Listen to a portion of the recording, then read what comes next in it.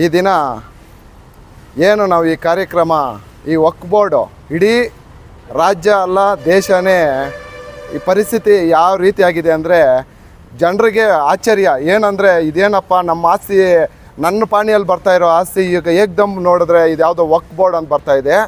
ಇದು ಯಾವ ರೀತಿ ಬಂತಪ್ಪ ಏನು ಅಂತ ಹೋಗಿ ತಾಲೂಕು ಆಫೀಸುಗಳು ಮತ್ತು ಎಲ್ಲ ಆಫೀಸುಗಳಿಗೆ ಹೋರಾಡೋ ಪರಿಸ್ಥಿತಿ ರೈತರಾಗಲಿ ಮತ್ತು ಮಶಾನಗಳಾಗಲಿ ಮತ್ತು ಬಂದು ಗೋರ್ಮೆಂಟ್ ಯಾವುದೇ ಜಾಗಗಳಾಗಲಿ ದೇವಸ್ಥಾನ ಮಾನ್ಯ ಜಾಗಗಳಾಗಲಿ ಅದೇ ರೀತಿ ನಮ್ಮ ಕೋಲಾರಲ್ಲಾಗಿ ಮಾಡಿದ್ರು. ಮತ್ತು ನಮ್ಮ ಕೋಲಾರಲ್ಲಿ ನೋಡಿಬಿಟ್ಟು ಕೆಲವರೆಲ್ಲ ಹಿಂಗೆ ಅಂತ ನೋಡಿ ನಿಮ್ಮ ತಾಲೂಕಲ್ಲಿ ಕೂಡ ಆಗಿರ್ಬೋದು ಅಂತ ಹೇಳಿದಾಗ ನಾವು ಮುಳಬಾಲ್ ತಾಲೂಕಲ್ಲೂ ಸ್ವಲ್ಪ ಆದರೆ ಹುಡುಕ್ತಾ ಇದ್ದೀವಿ.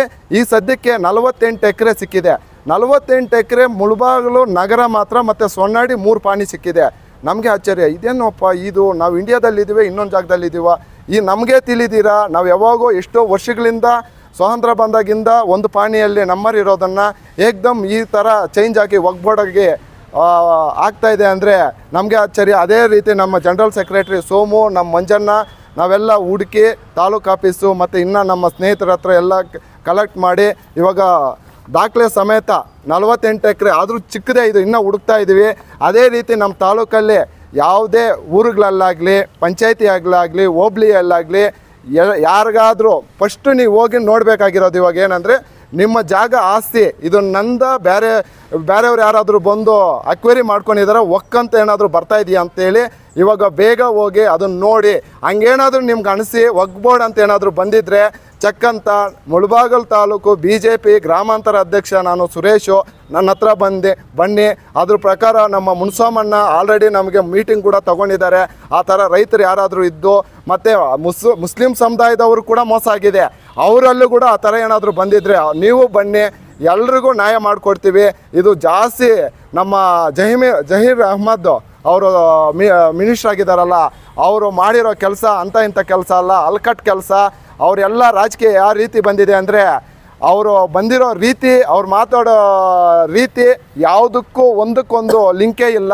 ಮೊನ್ನೆ ಬೈ ಎಲೆಕ್ಷನಲ್ಲೂ ಕೂಡ ಕುಮಾರಸ್ವಾಮಿ ಬಗ್ಗೆ ಟೀಕೆ ಮಾಡಿದ್ರು. ಆ ಟೀಕೆ ಅಂಥ ಇಂಥ ಟೀಕೆ ಅಲ್ಲ, ಏನೋ ದುಡ್ಡು ಕೊಟ್ಟು ಇದು ಮಾಡೋದು ಮತ್ತು ಇನ್ನು ಅವರ ಲ್ಯಾಂಗ್ವೇಜು ಏನೋ ಕೋತಿಗೆ ಹೆಂಗೆ ಅಧಿಕಾರ ಕೊಡ್ತಿರೋ ಆ ಥರ ಪರಿಸ್ಥಿತಿ ಬಂದಿದೆ. ಅವ್ರ ಅಧಿಕಾರದಲ್ಲಿ ಎಲ್ಲಿ ನೋಡಿದ್ರು ಅವ್ರ ಜಾಗಗಳೆಲ್ಲ ವಕ್ಫ್ ಬೋರ್ಡ್ ಮಾಡ್ತಾಯಿದ್ದಾರೆ. ಅದಕ್ಕೆ ನ್ಯಾಯ ಮಾಡಬೇಕು ಅಂತೇಳಿ ನಾವು ನಮ್ಮ ಮೋದಿಜಿಗೆ ಬೇಕಂದರೆ ಲೆಟ್ರ್ ಮಾಡ್ತೀವಿ, ಮೋದಿಜಿಗೆ ಲೆಟ್ರ್ ಹಾಕ್ತೀವಿ. ಆಲ್ರೆಡಿ ಅವರು ಕೂಡ ಹೇಳಿದ್ದಾರೆ ಈ ಮಾತು, ಅದು ಎಲ್ಲಿದೆಯೋ ಅವೆಲ್ಲ ನಾವು ಇದು ದಾಖಲೆಗಳನ್ನು ಕಲೆಕ್ಟ್ ಮಾಡಿ ಅದನ್ನು ಯಾವುದೇ ಕಾರಣಕ್ಕೂ ಬಿಡ್ಕೊಡಲ್ಲ ಅಂತೇಳಿ. ಮತ್ತು ಯೋಗಿಜಿ UPಯಲ್ಲಿ ಕೂಡ ಇವಾಗ ಹೊಸ ಇದು ಮಾಡಿದ್ದಾರೆ ಏನಂದರೆ ಟೋಟಲ್ ಹಂಗೇನಾದರೂ ಆಗಿದ್ರೆ ಎಲ್ಲ ದಾಖಲೆಗಳನ್ನು ಹುಡುಕಿ ಎಲ್ಲ ಕಲೆಕ್ಟ್ ಮಾಡಿ ಅದ್ರ ಬಗ್ಗೆ ಹೆಂಗಾಗಿದೆ ಏನು ಯಾವ ಟೈಮಲ್ಲಾಗಿದೆ ಎಲ್ಲ ನಾವು ಇದು ಮಾಡಿ ಅದನ್ನು ಕಾನೂನು ರೀತಿಯಲ್ಲಿ ಯಾರು ಆ ಥರ ಮಾಡಿದರೆ ಅವ್ರಿಗೆ ಕಾನೂನು ರೀತಿಯಲ್ಲಿ ಅವ್ರಿಗೆ ಆ್ಯಕ್ಷನ್ ತೊಗೊತೀವಿ ಅಂತ ಹೇಳಿದ್ದಾರೆ. ಈ ಅಕ್ರಮ್ ಪಾಷಾ ಹೇಳ್ತಾರೆ ನಾನು ನಮ್ಮ ಈ ಸರ್ಕಾರ ಬಂದ ಮೇಲೆ ನಾನು ಆ ಥರ ಮಾಡಿಲ್ಲ ಅಂತ ಮಾಡ್ದಿರ ಇನ್ಯಾರು ಮಾಡಿರೋ ಸ್ವಾಮಿ. ಇವಾಗ 2020, 21, 22ರಲ್ಲಿ ಕೂಡ ಆಗಿದೆ. ಅದೆಲ್ಲ ನೀವು ಮಾಡಿರೋ ಇದು. ಮತ್ತು ಇನ್ನೊಂದು ವಿಷಯ ಹೇಳ್ತೀನಿ, ನಮ್ಮ ಅಕ್ರಮ್ ಪಾಷಾ ಇಲ್ಲಿಗೆ ಬಂದ ಮೇಲೆ ಸಮಸ್ಯೆಗಳು ಒಂದಲ್ಲ ಎರಡಲ್ಲ, ಬಡವ್ರಿಗಾದರೂ ನಿಜವಾಗ್ಲೂ ಹೇಳ್ತಾ ಇದ್ದೀನಿ ಜಾಸ್ತಿ ಸಮಸ್ಯೆಗಳು ಸೃಷ್ಟಿ ಆಗ್ತಾ ಇದೆ. ಆದರೆ ಶ್ರೀಮಂತರಿಗೂ ಅವ್ರ ಕೆಲಸಗಳು ಆರಾಮಾಗಿ ನಡೀತಾ ಇದೆ. ಅಲ್ಲೇ ಬರ್ತಾರೆ ಅಲ್ಲೇ ಅದು ನಮ್ಮ ಸ್ಟೇಟ್ ನಮ್ಮ ಡಿಸ್ಟಿಕ್ ಅವರೆಲ್ಲ ಬೇರೆ ಅವ್ರು ಬರ್ತಾರೆ ಕೆಲಸಗಳು ಹಾಕ್ಕೊತಾರೆ ಮಾಡ್ತಾರೆ ಹೋಗ್ತಾರೆ. ಅದೇ ರೀತಿ ನಮ್ಮ ತಾಲೂಕು ಆಫೀಸುಗಳು ಕೂಡ ಜಾಸ್ತಿ ಹದ್ಗಟ್ಟೋಗಿದೆ. ಯಾವ ರೀತಿ ಹದ್ಗಟ್ಟೋಗಿದೆ ಅಂದರೆ 1.5 ವರ್ಷದಿಂದ ಒಂದು ಕೆಲಸಕ್ಕಂತ ಹೋಗಿ ಅಲ್ಲೇನಾದರೂ ಒಂದು ಡಾಕ್ಯುಮೆಂಟ್ ಹೋದರೆ ಅದು ಆಗ್ತಾನೆ ಇಲ್ಲ. 1.5 ವರ್ಷದಿಂದ ಹೋರಾಡ್ತಾ ಇದ್ದಾರೆ. ಅದಕ್ಕೆ ಕೂಡ ಪ್ರೂಫ್ ಸಮೇತ ನಾನು ಇನ್ನೊಂದ್ಸಲಿ ನಿಮ್ಗೆ ಬರ್ತೀನಿ. ಅಲ್ಲಿ ಹೆಂಗಂದರೆ ಬೆಂಗಳೂರಿಂದ ಬರೋರಿಗೆ ಕೆಲಸಗಳು 1-2-3 ದಿನದಲ್ಲಿ ಆಗ್ತಾಯಿದೆ. ಇಲ್ಲಿ ಸ್ಥಳೀಯವಾಗಿರೋ ರೈತ ಬಸ್ಸಿಂದ ಬಾರ್ಡ್ರಿಂದ ಬಂದು ತಾಲೂಕು ಆಫೀಸ್ಗೆ ಬಂದು ಹೋರಾಡೋದೇ ಪರಿಸ್ಥಿತಿ. ಪಾಪ ಅವ್ರಿಗೆ ಬಂದಿರೋ ಕಷ್ಟಗಳು ಒಂದಲ್ಲ ಎರಡಲ್ಲ. ಆ ನೋವುಗಳು ನಾನು ಪ್ರತಿದಿನ ನೋಡ್ತಾ ಇದ್ದೀನಿ. ಆ ನೋವು ಏನು ಅನ್ನೋದು ನನಗೆ ಗೊತ್ತು.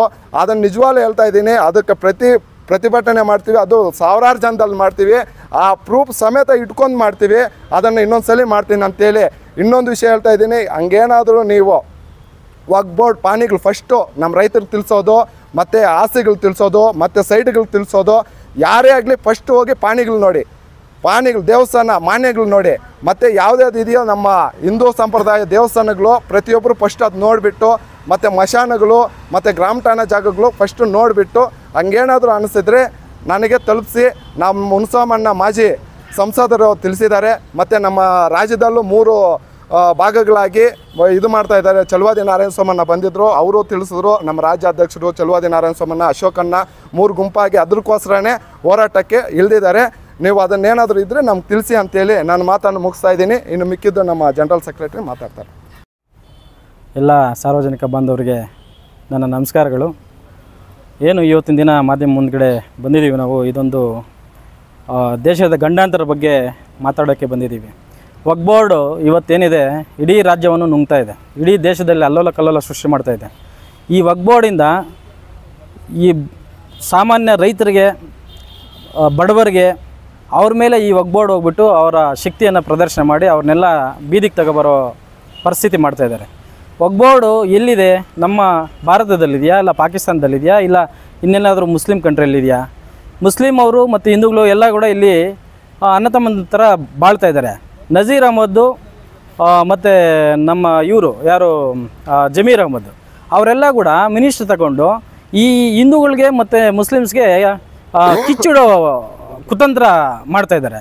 ಏನಂತ ಹೇಳಿದ್ರೆ ಇವು ಜಮೀರ್ ಅಹಮದ್ ಒಂದು ಪ್ಲ್ಯಾನ್ ಇದೆ. ಜಮೀರ್ ಅಹಮದ್ ಅವರೇ, ನಿಮ್ಮ ಪ್ಲ್ಯಾನ್ ನನಗೆ ಗೊತ್ತಿದೆ. ಏನಂತ ಹೇಳಿದ್ರೆ ಇಡೀ ಕರ್ನಾಟಕದಲ್ಲಿ ಕನಿಷ್ಠ ಒಂದು 5 ಲಕ್ಷ 10 ಲಕ್ಷ ಎಕರೆ ಜಮೀನನ್ನು ವಕ್ಫ್ ಬೋರ್ಡ್ ಮಾಡ್ಕೊಂಡ್ಬಿಟ್ರೆ ಎಲ್ಲೋ ಒಂದು ಕಡೆ ಯಾರೋ ಪಾಣಿಗಳು ತಗೊಬಂದು ಅವ್ರು ನೋಡ್ಸಿದ್ನ ಅವ್ರನ್ನ ಬಿಟ್ಬಿಡೋಣ, ಸರ್ಕಾರ ಇದು ಉಳ್ಕೊಂಡ್ಬಿಡ್ತದೆ, ಅವೆಲ್ಲ ಕೂಡ ವಕ್ಫ್ ಬೋರ್ಡ್ ಹಾಕೊಂಡ್ಬಿಡೋಣ ಅಂತೇಳಿ ನಿಮ್ಮ ಕುತಂತ್ರ, ಹುನ್ನಾರ. ಇದಕ್ಕೆ ಕರ್ನಾಟಕದ ನಾಗರಿಕರು ಬಿಟ್ಕೊಡೋದಿಲ್ಲ. ಈ ಥರ ನೀವು ಸಮಾಜದಲ್ಲಿ ಬೆಂಕಿ ಇಡೋ ಕಾರ್ಯಕ್ರಮಗಳಿಗೆಲ್ಲ ಕೈ ಹಾಕಬಾರ್ದು. ಯಾಕೆ ಅಂತ ಹೇಳಿದ್ರೆ ಇವತ್ತು ನೀನು ಅಧಿಕಾರದಲ್ಲಿದೆಯಾ, ನಾಳೆ ವಿರೋಧ ಪಕ್ಷಕ್ಕೆ ಬರ್ತೀಯಾ, ಇನ್ನೊಂದು ಸಲ ನೀನು ಅಧಿಕಾರದಲ್ಲೇ ದೂರ ಆಗ್ಬಿಡ್ತೀಯ. ಯಾಕೆಂದರೆ ನೀನು ದೂರ ಆದಮೇಲೆ ಕೂಡ ಈ ಕಿಚ್ಚು ಹಂಗೆ ಉರಿತಾ ಇರ್ತದೆ. ಯಾಕೆ ಅಂತ ಹೇಳಿದ್ರೆ ಈ ಭಾರತದಲ್ಲಿರೋ ಜಮೀನೆಲ್ಲ ಈ ಭಾರತೀಯರದು, ಇದು ವಕ್ಫ್ದು ಅಲ್ಲ, ಇನ್ನೊಬ್ಬರದು ಅಲ್ಲ. ಈ ದೇಶ ಇರೋದು ಹಿಂದೂಸ್ತಾನದಲ್ಲಿ, ಹಿಂದೂಗಳಿಂದ ಈ ದೇಶ ಇದೆ. ಪಾಕಿಸ್ತಾನ ಅಂತೇಳ್ಬಿಟ್ಟು ಬೇರ್ಪಟ್ಟಾಗ ಆ ಟೈಮಲ್ಲಿ ಪಾಕಿಸ್ತಾನಕ್ಕೆ ಅಂತೇಳ್ಬಿಟ್ಟು ಒಂದಷ್ಟು ಜಮೀನು ಚದರ ಕಿಲೋಮೀಟರ್ಗಳಷ್ಟು ಜಮೀನು ಕೊಟ್ಟಿದ್ದಾರೆ. ಅಲ್ಲೋಗ್ಬಿಟ್ಟು ವಕ್ಫ್ ಬೋರ್ಡ್ ಹಾಕಪ್ಪ ನೀನು. ಭಾರತದಲ್ಲಿ ರಾಜ್ಯಗಳಲ್ಲಿ ಸಮಾಜಗಳಲ್ಲಿ ಕಿಚ್ಚಿಡೋ ಕಾರ್ಯಕ್ರಮ ಮಾಡಬೇಡ. ಇಲ್ಲಿ ವಕ್ಫ್ ಬೋರ್ಡ್ ಅಂತ ಆಗ್ತಾ ಇದೆಯಲ್ಲ, ವಕ್ಫ್ ಬೋರ್ಡ್ ಯಾವಾಗಿಂದ ಬಂದಿದೆ? ಅದಕ್ಕೆ ಮೊದಲು ಜಮೀನು ಯಾರ್ದು? ಮೊದಲು ಮುಸ್ಲಿಮ್ಸ್ ಬಂದು ಇಲ್ಲಿ ದಂಡಯಾತ್ರೆ ಮಾಡಿದಾಗ ಅದಕ್ಕಿಂತ ಮೊದಲು ಹಿಂದೂ ರಾಜರು ಇಲ್ಲಿ ಇಡೀ ಸಮೃದ್ಧಿ ಭಾರತ ಏನು ಇಲ್ಲಿಂದ ಕನ್ಯಾಕುಮಾರಿ ಅದರಿಂದ ಮೇಲ್ಪಟ್ಟ ಎಲ್ಲ ಭಾಗಗಳಲ್ಲಿ ಹಿಂದೂಗಳೇ ಆಳ್ತಾ ಇದ್ರು. ಆವಾಗ ಅದೆಲ್ಲ ಹಿಂದೂಗಳಿದೆಲ್ಲ. ವಕ್ಫ್ ಬೋರ್ಡ್ ಎಲ್ಲಿಂದ ಬಂತು? ಮಂತ್ರಾಲಯದ ಬಗ್ಗೆ ಮಾತಾಡ್ತಿರಲ್ಲ, ಮಂತ್ರಾಲಯಕ್ಕೆ ಕೊಟ್ಟಿರೋ ಜಮೀನು ಕೂಡ ನಮ್ಮದು ಅಂತ ಹೇಳ್ತಿರಲ್ಲ. ನಿಮಗೆ ಬರೋಕ್ಕಿಂತ ಮೊದಲು ಆ ಜಮೀನು ಯಾರ್ದು? ಹಿಂದೂಗಳದು, ಈ ದೇಶದ್ದು, ಹಿಂದೂಸ್ತಾನದ್ದು. ನೀವು ಈ ರೀತಿ ಬೆಂಕಿ ಇಡೋ ಕೆಲಸ ಜಮೀರ್ ಅಹಮದ್ ಇದನ್ನು ನಿಲ್ಲಿಸು ನೀನು.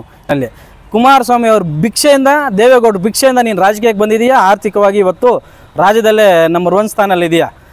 ಆ ಭಿಕ್ಷೆ ನೀನು ಕೊಟ್ಟಿರೋದು ಯಾರು? ದೇವೇಗೌಡರು ನೀನು 1 ರೂಪಾಯಿ ಹಾಕಿ ಖರೀದಿ ಮಾಡ್ತೀನಿ ಅಂತ ಹೇಳಿದ್ರೆ ತಿಂದ ಮನೆಗೆ ನೀನು ಬೆಂಕಿ ಹಚ್ಚೋ ನೀಚ ವ್ಯಕ್ತಿ ನೀನು. ನಿನ್ನಂಥ ನೀಚ ವ್ಯಕ್ತಿ ಇನ್ನೊಬ್ರು ಇರೋದಿಲ್ಲ.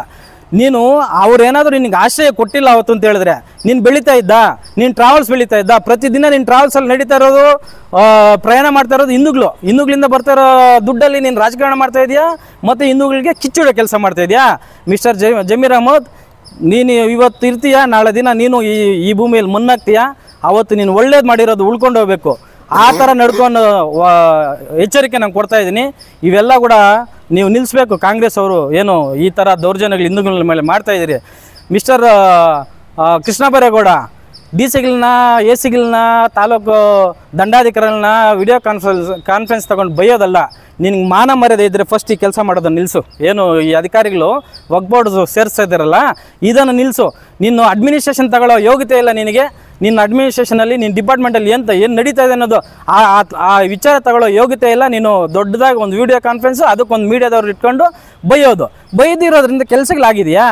ಇದೇನಾದರೂ ನೋಟಿಸ್ಗಳು ಕೊಡೋದು, ಇಲ್ಲ ವಕ್ಫ್ ಬೋರ್ಡ್ ಸಂಸ್ಥೆ ಸೇರೋದು, ಇದೇನಾದ್ರೂ ತಗ್ಗಿದೆಯಾ? ಇದನ್ನೇನಾದ್ರೂ ಕಡಿಮೆ ಮಾಡಿದಾರಾ? ಫಸ್ಟ್ ಅದನ್ನು ನಿಲ್ಲಿಸು.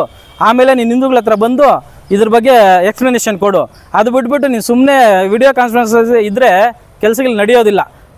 ನೀವು ಏನು ಮಂತ್ರಿಮಂಡಲ ಇದೆ, ನಿಮ್ಮ ಮುಖ್ಯಮಂತ್ರಿ ಇದ್ದಾರೆ, ನೀವು ಅಧಿಕಾರಿಗಳಿಗೆ ಲೆಕ್ಕನೇ ಇಲ್ಲ.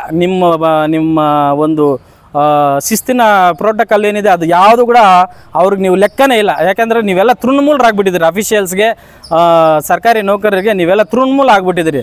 ದಯವಿಟ್ಟು ನೀವು ಅಧಿಕಾರನ ಅಡ್ಮಿನಿಸ್ಟ್ರೇಷನ್ ಇಟ್ಕೊಳ್ರಿ. ಇಲ್ಲ ಅಂತ ಹೇಳಿದ್ರೆ ನೀವು ಅಧಿಕಾರಿಗಳು ನಿಮ್ಮನ್ನು ಫುಟ್ಬಾಲ್ ಆಡ್ಬಿಡ್ತಾರೆ. ಇದಂತೂ ಹೇಳ್ತಾ ಇದ್ದೀವಿ. ಯಾಕೆಂತ ಹೇಳಿದ್ರೆ ನಿಮಗೆ ಆ ಡಿಪಾರ್ಟ್ಮೆಂಟಿನ ಹಿಡಿತ ನಿಮ್ಗೆ ಬರ್ತಾ ಇಲ್ಲ ಅಂತ ಹೇಳಿದ್ರೆ ನೀವು ಯಾವ ಥರ ಜನರಿಗೆ ಸೇವೆ ಮಾಡ್ತೀರಾ? ಎಲ್ಲ ಮಿನಿಸ್ಟ್ರುಗಳು ಹಂಗೆ ಆಗಿದ್ದಾರೆ. ದಯವಿಟ್ಟು ವಕ್ಫ್ ಬೋರ್ಡ್ದು ಏನಾದರೂ ರೈತರದ್ದು ವಕ್ಫ್ ಬೋರ್ಡ್ ಜಮೀನಲ್ಲಿ ಪಾಣಿಯಲ್ಲಿ ವಕ್ಫ್ ಬೋರ್ಡ್ ಅಂತ ಬಂದಿದ್ರೆ ನಮ್ಮನ್ನು ಸಂಪರ್ಕ ಮಾಡಿ ನಮ್ಗೆ ಮಾಹಿತಿ ಕೊಡಿ. ನಾವು ನಮ್ಮ ಪಕ್ಷದವ್ರಿಗೆ, ಹಿರಿಯರಿಗೆ, ವಿಜೇಂದ್ರ ಅಣ್ಣವ್ರಿಗೆ, ಮುನ್ಷಾಮಣ್ಣ ಅವ್ರಿಗೆ, ಆರ್ ಅಶೋಕ್ ಅವ್ರಿಗೆ, ಚಲವಾದಿ ನಾರಾಯಣ ಸ್ವಾಮಣ್ಣ ಅವ್ರಿಗೆ ಈ ಮುಂದಿನ ಬರೋ ತಿಂಗಳು 9ನೇ ತಾರೀಕಿಂದ ಸೆಷನ್ ಸ್ಟಾರ್ಟ್ ಆಗ್ತಾ ಇದೆ, ಚಳಿಗಾಲದ ಅಧಿವೇಶನ ಬೆಳಗಾಮಲ್ಲಿ. ಈ ಮುಳಬಾಗಲ್ದು ಒಂದು ಸಮಾಚಾರ ಅಲ್ಲಿ ನಾವು ಧ್ವನಿ ಎತ್ತಕ್ಕೂ ನಾವು ಕೂಡ ಆಲ್ರೆಡಿ ನಮ್ಮ ದೊಡ್ಡವ್ರ ಹತ್ರ ಮಾತಾಡಿದ್ದೀವಿ. ಮಠ ಮಾನ್ಯಗಳು ಅವನ್ನು ನೀವು ಮುಟ್ಟಕ್ಕೆ ನಿಮ್ಗೆ ಶಕ್ತಿ ಇಲ್ಲ, ಮುಟ್ಟಬಾರ್ದು. ಅವೆಲ್ಲ ಕೂಡ ದೈವಸ್ಥಾನಗಳು ಅವಕ್ಕೂ ಕೈ ಹಾಕ್ತಾ ಇದ್ದೀರಾ, ಮಶಾನಕ್ಕೆ ಕೈ ಹಾಕ್ತಾ ಇದ್ದೀರಾ. ಊರುಗಳೇ ಹಿಂದೂಗಳಿದ್ರೆ ಅದನ್ನು ತಗೊಂಡೋಗ್ಬಿಟ್ಟು ವಕ್ಫ್ ಬೋರ್ಡ್ ಮಾಡ್ತೀರಲ್ಲ, ಯಾವ್ದ್ರಿ ನೀವು ಮಾಡ್ತಾ ಇರೋದು ನೀವು? ಇಂಥ ಕುತಂತ್ರ ಅನ್ಯಾಯಗಳೆಲ್ಲ ನಿಲ್ಲಿಸಬೇಕು. ಮತ್ತು ಇನಾಮತಿ ಜಮೀನುಗಳು, ತೋಟಿ ಇನಾಮತಿ, ನೀರ್ಗಿಟ್ಟು ಇನಾಮತಿ, ಮಠ ಮಾನ್ಯಗಳು ಅವನ್ನು ಕೂಡ ಏನು ಮಾಡ್ತಾಯಿದ್ದಾರೆ, ಪ್ರಬಲರು ಬಂದು ಅದನ್ನು ಆಕ್ಯುಪೈ ಮಾಡಿಕೊಂಡು ಅವ್ರಿಗೆಲ್ಲ 10,000 20,000 ಕೊಟ್ಟು ಅವ್ರಿಗೆ ಮೋಸ ಮಾಡ್ತಾಯಿದ್ದೀರಾ. ಇದು ಕೂಡ ಯಥಾಸ್ಥಿತಿ ಮಾಡಬೇಕು ಅಂತೇಳಿ ನಾನು ಎಲ್ಲ ದಂಡಾಧಿಕಾರಿಗಳಿಗೆ, ರೆವಿನ್ಯೂ ಪ್ರಿನ್ಸಿಪಲ್ ಸೆಕ್ರೆಟರಿ ಅವ್ರಿಗೂ ಕೂಡ ಇದು ಮಾಹಿತಿ ತಿಳಿಸೋ ಒಂದು ಕಾರ್ಯಕ್ರಮ ಇದೆ. ದಯವಿಟ್ಟು ಯಾರಿಗೆ ತೊಂದರೆ ಆಗಿದ್ರು ಕೂಡ ಸಹ ನಮ್ಮನ್ನು ಸಂಪರ್ಕಿಸಿ ಅಂತೇಳಿ ನನ್ನ ಮಾತು ಮುಗಿಸ್ತೀನಿ. ಧನ್ಯವಾದಗಳು.